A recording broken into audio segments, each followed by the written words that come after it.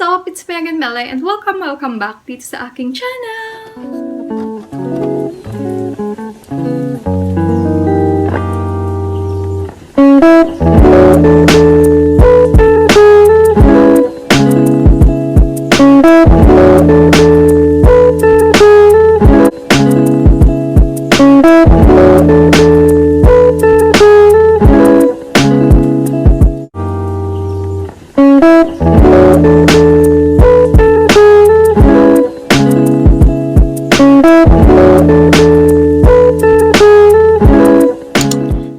Today's video, guys, I'm going to try out and test out the newest product ng RYX Sincerity na kanilang CLEARBOMB. But before we proceed to our video, guys, please subscribe on my channel if you haven't and click the notification bell down below para ma-notify ka every time na magpo-post ako ng mga bagong videos. And please do follow me on my social media accounts sa Facebook at It's Me Mhelai and Instagram at It's Me Mhelai 19. So if you want to know more about this video, please keep on watching.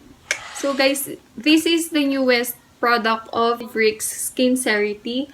So this is their ClearBomb Advanced Exfoliating Kit. So this is the packaging looks like.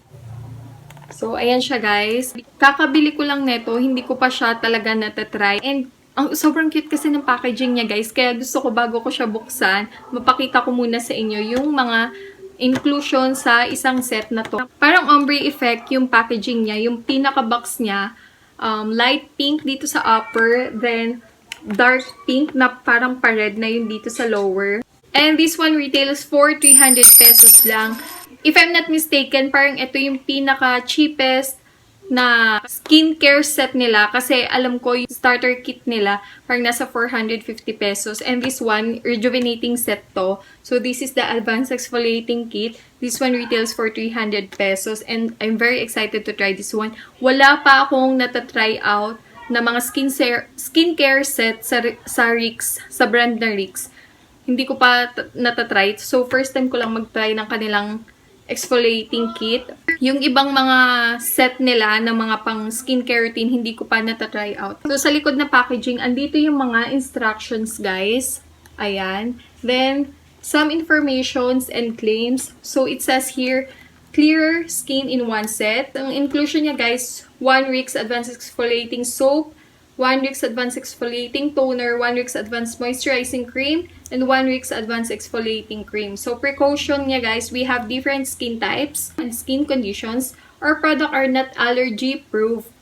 By purchasing RYX products, you recognize the fact that some ingredients can cause skin irritation. In susceptible individuals, a patch text is recommended prior to use. RYX will not be held responsible for such occurrences. Discontinue other brands 1 week prior to use as this may not be compatible with the RYX Advanced Exfoliating Kit. This set may increase your skin sensitivity to sun and the possibility of sunburn. In case of contact with eyes, rinse immediately. Store in a cool, dry place not exceeding 30 degrees Celsius. For pregnant women, please consult with your healthcare professional first before use.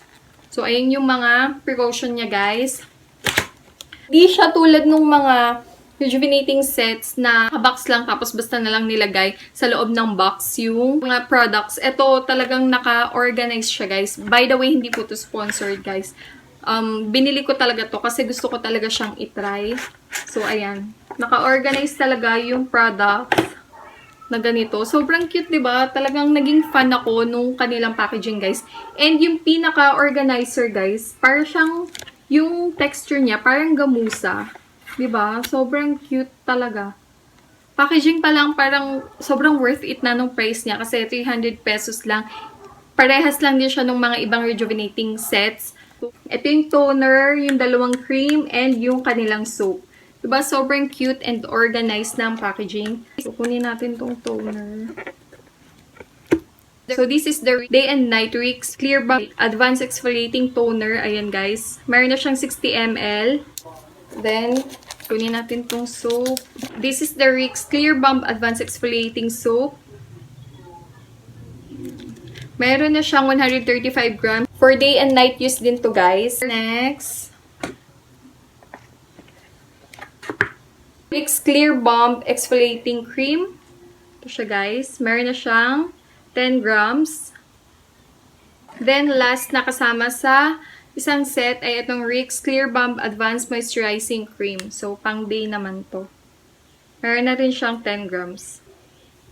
Tignan niyo yung parang organizer. Diba? Ang cute talaga nung itsura niya guys. Tapos parang gamusa yung texture. Diba? Hindi tinipid yung packaging. Kaya gusto ko talaga magbigay ng extra point dito sa packaging nila. So, mamayang gabi guys, mag-film ako and sisimulan ko yung paggamit ko. Anyway, this is my first impression as of now. Tapos later, yung first impression ng paggamit.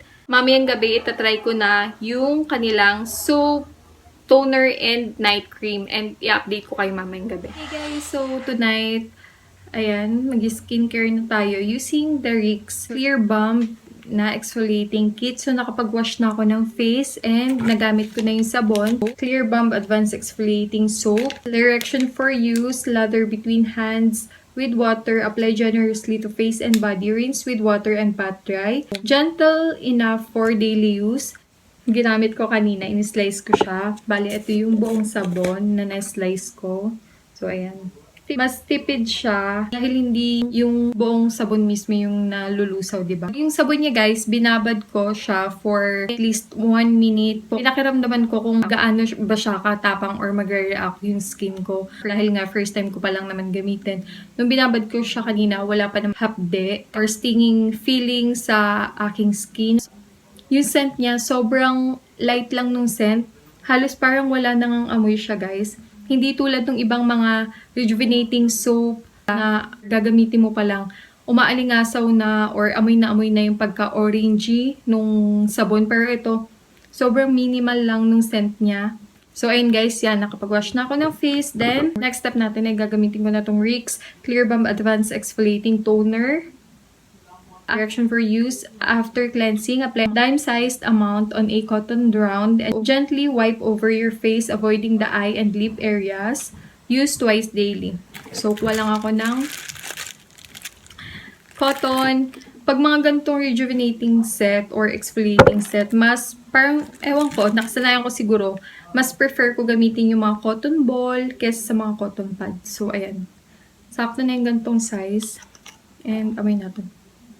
In fairness guys sa toner niya, hindi matapang yung amoy kasi usually sa mga rejuvenating set na natry ko before, pagbukas mo pa lang nung takip ng toner, amoy na yung pagka ma-alcohol niya. Ito, hindi siya matapang yung amoy guys. Sobrang light lang ng amoy. So, try natin. Ayan, naglagay na ako sa bulak. And, hindi ganong ma-yellowish yung toner niya.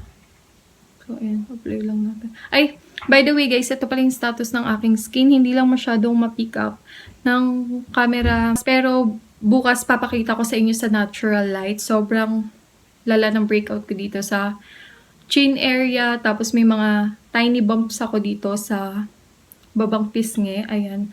Hindi maganda yung status ng skin ko ngayon guys. Sobrang nagbe-breakout ako. And it's perfect timing para ma-test out ko talaga tong Clear Bomb ng RYX. So ayan. Yung chin area ko, kung manonotice nyo, may malaki pa dito na parang nag-pop out pa yata. And ayan. May maliliit dito guys.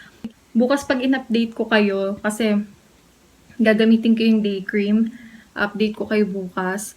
Yan. Makikita nyo sa natural light yung status ng skin ko. Kasi ngayon, hindi ganong makita or ma-pick up ng camera.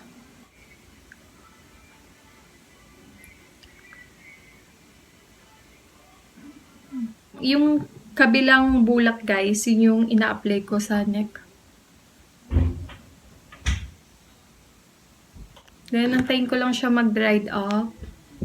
Ayan guys, nag-dried up na yung toner sa face ko. Next and last step for tonight, I'm going to use this RYX Clear Bomb Advanced Exfoliating Cream. Ito siya guys. So, sobrang cute tong container nyo. Parang matte. So, may isang takip pa siya. Ayan. Doble. And, para hindi maaksaya yung product na nasa takip, ito muna yung gagamitin natin.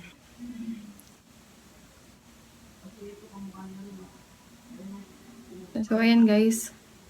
Blend natin. Yung, yung cream niya guys, hindi siya mahirap i-blend. Alam mo yun? Hindi thick yung formula. Sobrang dali lang i-blend sa face. Ayun, parang ang ganda. Hindi siya malagkit. Like, ano. Para siyang ma-watery, guys. Kapag in-apply nyo sa face nyo, ayan o. Mapapansin nyo, parang nagtutubig-tubig. Diba? Tapos yung product sa kamay ko, yun na lang nilalagay ko sa leeg ko. Ayan guys, na-apply na natin yung ating nighttime routine. I-update ko na lang kayo bukas for our daytime routine. And yun, good night everyone! So hey guys, good morning! So today is my first day. So last night, nag-update ako sa inyo nung in-apply ko yung ClearBomb na toner and ClearBomb na rejuvenating or exfoliating cream. And this morning naman guys, I've washed my face using the ClearBomb exfoliating soap.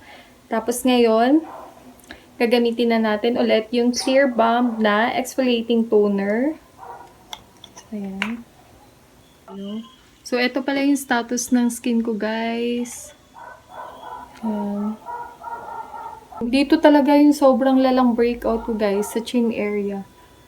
Sana matulungan ako ni RYX Clear Bomb para ma-dried out lahat ng breakout na yan. Sobrang lala guys. Syempre, 'di ba, may mga panahon na hindi naman talaga tayo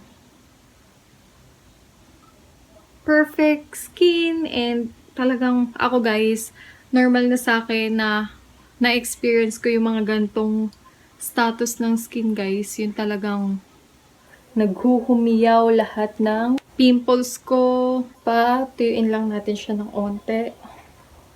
Then after ko mag-toner guys, gagamitin ko na tong RYX Clear Bomb Advanced Moisturizing Cream. And it has SPF 30 already para maprotektahan tayo under the sun. So, may cover din siyang ganyan, tulad nung sa rejuvenating cream. So, ganyan yung itsura niya guys. Kita niyo ba? So, kunin natin yung product na nandito sa takip para tipid.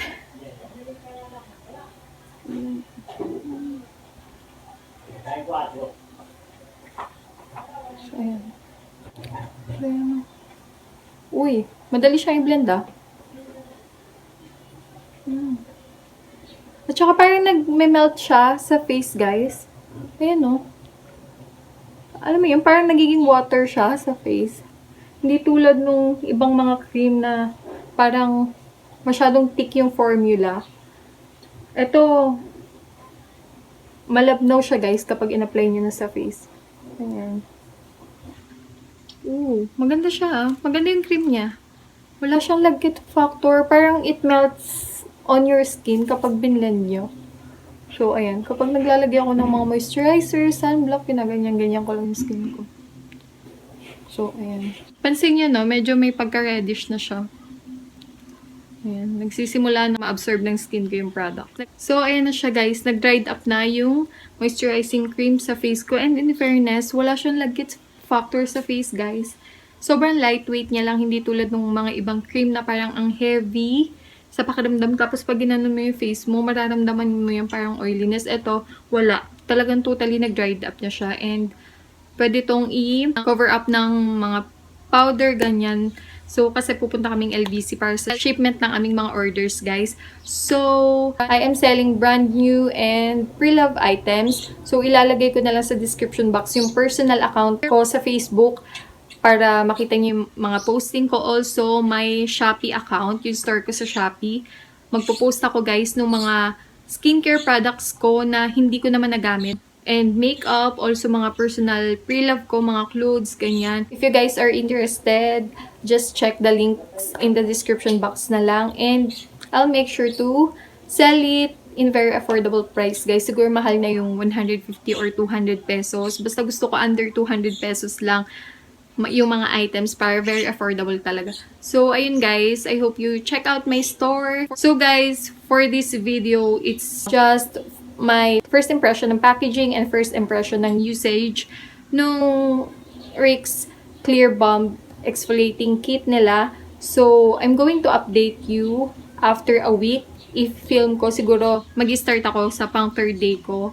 Then, if film ko yung 1 week, yung changes niya, kung nag-exfoliate na, kung anong araw nag-exfoliate, kung may mga changes ba siya. Basta guys, I will make sure na magiging informative yung next video ni i-upload ko. So, abangan nyo. And, if you have any questions and suggestions, mag-comment kayo sa baba guys para masagot ko siya sa next na update ko ng paggamit ko na itong product na to. Lalagay ko sa description box yung link sa Shopee kung saan kayo pwedeng umorder na to guys. So, that's all for today's video. Thank you for watching. Please like this video and share nyo na rin sa mga friends nyo. That's all for today's video. See you next one. Bye! Thank you for watching. And I will fall.